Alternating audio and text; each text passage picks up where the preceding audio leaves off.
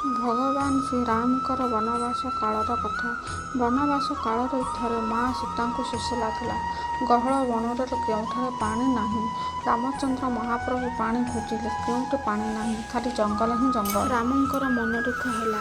ସେ କାତ ହୋଇ ନିବେଦନ କଲେ, ବନ ଦେବତା ଦୟାକରି ମୋତେ ବତାଇ ଦିଅ। ସୀତା ମାଙ୍କର ଶୋଷ ବେଳକୁ ବେଳ ବଢ଼ିଲା। ଏଭଳି ଏକ ବିକଳ ସମୟରେ ଗୋଟିଏ ମୟୂର ପହଞ୍ଚି ଆସିଲା। ସେ ଶ୍ରୀରାମଙ୍କୁ କହିଲେ, ପ୍ରଭୁ ମୁଁ ଆପଣଙ୍କୁ ପାଣି ବାଟ ଦେଖାଇଦେବି।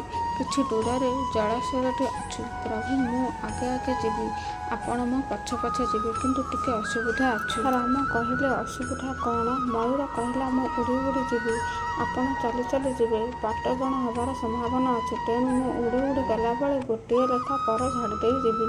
ଆପଣ ସେଇ ପରକୁ ଅନୁସରଣ କରି କରି ଚାଲିଲେ। ମୟୂର ପର ଝାଡ଼ିବାର ଏକ ବିଶେଷ ଋତୁ, ବିଶେଷ ଦିନ ଅଛି। ତାହାର ଅସମୟ ଇଚ୍ଛା ଅନୁସାରେ ଝଡ଼େ ନାହିଁ। ଯଦି ମୟୂର ନିଜ ଇଚ୍ଛାରେ ଅଦିନିଆ ପର ଝାଡ଼େ, ତାର ମୃତ୍ୟୁ ହେବ ନିଶ୍ଚିତ। ଏ କଥା ଜାଣି ମଧ୍ୟ ମୟୂରଟି ପର ଝାଡ଼ି ଆକାଶରେ ଉଡ଼ି ଉଡ଼ି ଗଲା। ପ୍ରଭୁ ରାମଚନ୍ଦ୍ର ମୟୂର ପଛକୁ ଅନୁସରଣ କରି ଚାଲିଲେ।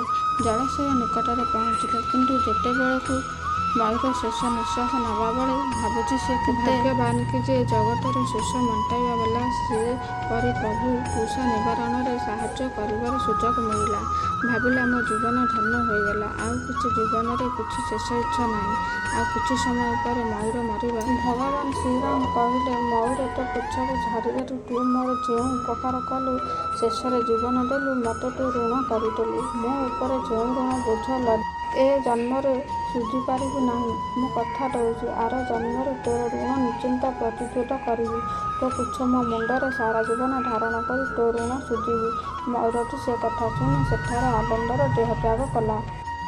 ତାପରେ ଆର ଜନ୍ମରେ ଭଗବାନ କୃଷ୍ଣ ଅବତାର ନେଲେ। ମୟୂରକୁ ଦେଇଥିବା କଥା ଅନୁସାରେ ଭଗବାନ ଶ୍ରୀକୃଷ୍ଣ ନିଜ ଲୀଳା ସରିବା ଯାଏ ନିଜ ମସ୍ତକରେ ମୟୂର ପିଛା ସହ ମୁକୁଟ ଧାରଣ କରି ଋଣ ଶୁଝିଲେ।